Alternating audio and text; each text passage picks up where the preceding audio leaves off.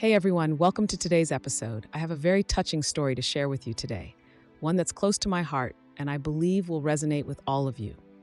The disappearance of a child is always a tragic and harrowing experience for any family.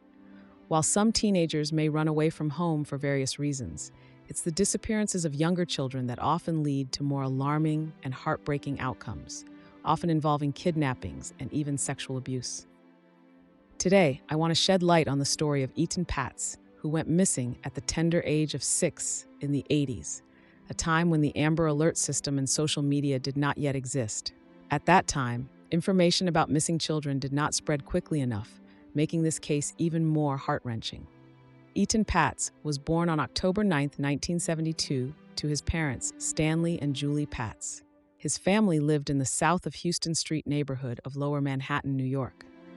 On the morning of May 25, 1979, Etan walked 2 blocks from his home at 113 Prince Street to his bus stop at the crossroad of West Broadway and Prince Street before school.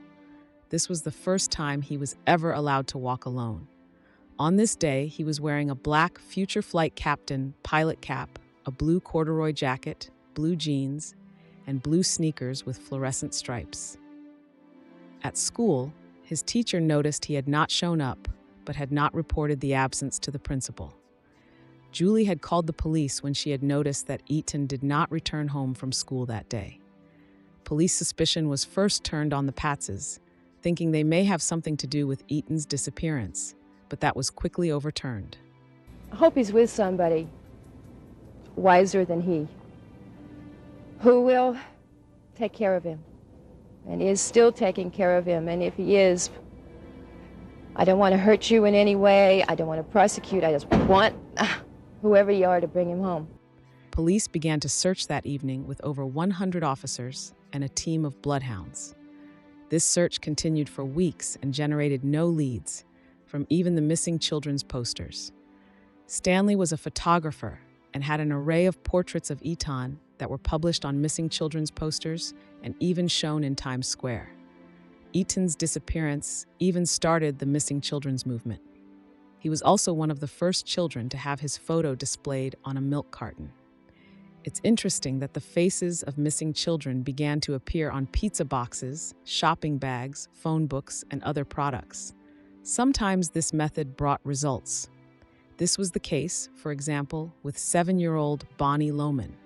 The girl came across her childhood photo while shopping with her stepfather, who had kidnapped her 5 years earlier. Bonnie cut her picture out of the milk carton, promising her stepfather she'd keep it a secret. However, she accidentally forgot the missing child image in a box of toys at a neighbor's house.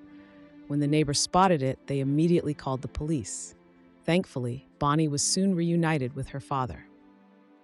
I just remember looking and seeing how many cartons of milk there were. Nowadays it's whatever brand it is would be facing you, whereas at that time all the pictures were facing you. He grabbed the milk. He's like, "Hey, do you know who that is? Hey, you're famous." And I saw myself and I was like, "Ooh, is that me?" And he's like, "Hush, hush." Ronald Reagan also declared the anniversary of Etan's disappearance, May 25th, in 1983, to be National Missing Children's Day. His disappearance also played a role in founding the National Center of Missing and Exploited Children. In 1985, after the case had been turned over to Assistant U.S. Attorney General Stuart Graboy, Jose Antonio Ramos was appointed as the primary suspect. Ramos was a convicted child predator who had been a friend of Etan's former babysitter.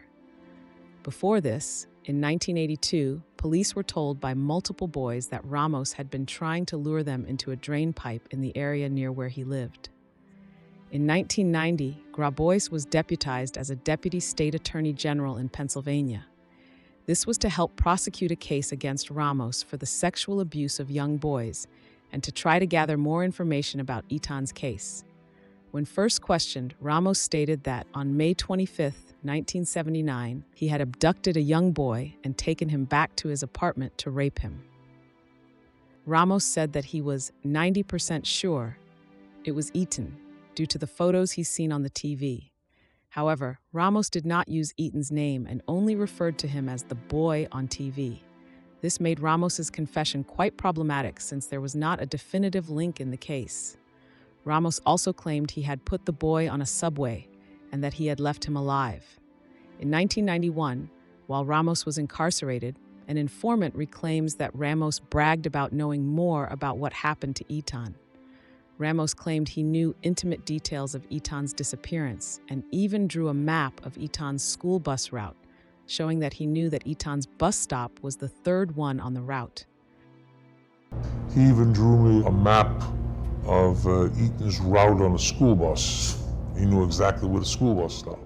This alerted police that Ramos was further involved in the case, but with no substantial evidence, he could not be charged. Etan's body was never found, but he was declared legally dead in 2001. Julian Stanley pursued and won a civil case against Ramos in 2004, where they were awarded $2 million, which they never collected. Ramos was never criminally prosecuted for the murder of Etan, as there was no substantial evidence in order to do this. Stan Patz has been so convinced that Jose Ramos killed Etan that he contacts Ramos twice a year in prison, asking him what he did to his little boy. He writes to him on Etan's birthday and on the anniversaries of his disappearance. Has adamantly denied that he killed Etan. Headed serve a 20-year prison sentence in the State Correctional Institution in Dallas, Pennsylvania for child molestation. He was released from prison on November 7, 2012. Soon after his release, he was arrested on a Megan's Law violation. New York today, the police and the FBI finished digging up a basement, but it does not appear they found the remains of Etan Patz. Manhattan DA Cyrus Vance Jr. officially reopened the Etan Patz case. On April 19, 2012, FBI and New York City Police Department investigators began excavating the south of Houston Street basement of a nearby neighbor of the Patzes at 127B Prince Street. This residence had been newly refurbished shortly after Etan's disappearance in 1979. Before, the basement had been the workshop and storage space of a handyman. After a 4-day search of the property, investigators announced that there was nothing conclusive found. On May 24, 2012, New York Police Commissioner Raymond Kelly announced that a man was in custody who had implicated himself in Etan's disappearance. A law enforcement official identified the man as 51-year-old Pedro Hernandez of Maple Shade, New Jersey. Hernandez allegedly had confessed to strangling the child. He stated in his written confession to police, "I'm sorry, I choke him," according to a 2009 book, After Etan, written about the case. Etan had $1 and had told his parents he planned to buy a soda to drink with his lunch. At the time of Etan's disappearance, Hernandez was an 18-year-old convenience store worker in a neighborhood bodega. Hernandez said that he later threw Etan's remains into the garbage. When you did see him, how long was he standing there before you approached him? 5 minutes. And were you watching him, or were you going up and down the stairs? What were you doing during these 5 minutes? I went to the store, put the sodas in the store, come back out. And I stand in front of the store, and there he was, in the front of the store. Then I approached him and I asked him if he wanted something to drink. He didn't answer me. He nodded his head.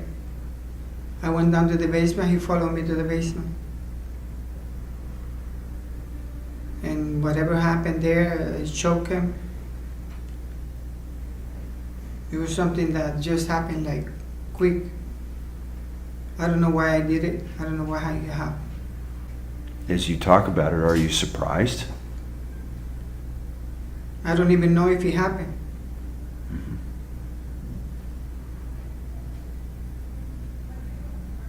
I never saw his face. So, when you went down into the basement with him, you didn't go into the store with him. You went down to the basement with him, and he followed you, or He followed. you said, "Come down to the basement with No, me." he followed me.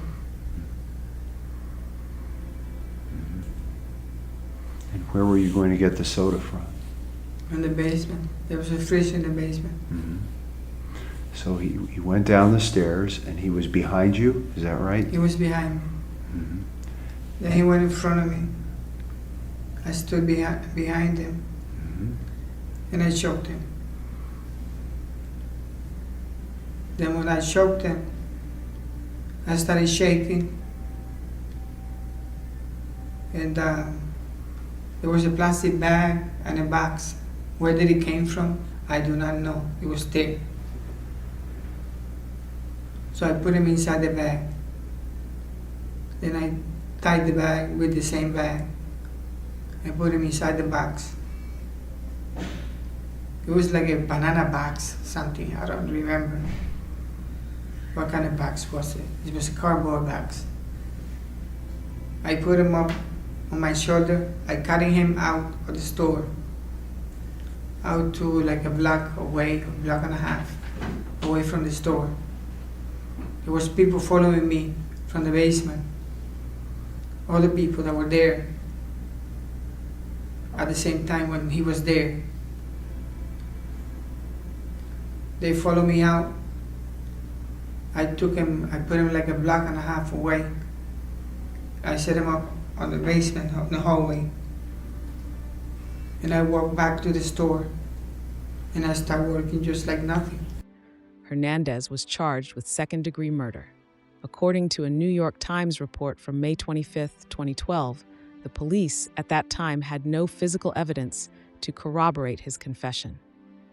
In 2012, Hernandez's brother-in-law, Jose Lopez, who hails from New Jersey, reached out to investigators stating he believed that Hernandez was in fact responsible for Etan's disappearance. Statements also collected from Hernandez's sister, Nina Hernandez, and Tomas Rivera, a leader of a charismatic Christianity group at St. Anthony of Padua, a Roman Catholic church in Camden, New Jersey, indicated that Hernandez may have publicly confessed in the presence of fellow parishioners in the early 1980s to murdering Etan. Nina claimed that Etan's murder was an open family secret that Pedro had confessed in church. A grand jury indicted Hernandez on November 14, 2012, on charges of second-degree murder and first-degree kidnapping. His lawyer has stated that Hernandez was diagnosed with schizotypal personality disorder, which included hallucinations. The lawyer has also stated that his client has a low IQ of around 70, which is at the border of intellectual disability. After a long, grueling process of many years, Hernandez was found guilty of kidnapping and felony murder on February 14, 2017. Hernandez's sentencing hearing was scheduled for February 28th, with Hernandez facing up to 25 years to life in prison. However, Hernandez's attorneys were granted a temporary delay so as to be able to challenge the verdict, and no new sentencing date was set. Finally, on April 18, 2017, Pedro Hernandez was sentenced to life in prison without the possibility of parole for 25 years. In conclusion, the disappearance of Etan Patz serves as a powerful reminder of the profound impact that missing child cases have on our society. It has sparked crucial conversations about child safety and the urgent need for increased awareness and prevention. As we remember Etan, let us continue to support efforts to find missing children and ensure the safety of every child. A massive shout out to the incredible first 40 people who joined and subscribed to my channel. Your support truly means the world to me, and I can't thank you enough for being part of this journey. I also want to express my deep gratitude to all the amazing viewers. Your feedback is invaluable, and it's all about constantly leveling up. Hopefully, the background music in this episode was just right, not too loud, not too soft. Your ongoing support and honest critiques drive me to make better content every time. Thank you all once again, and until next time.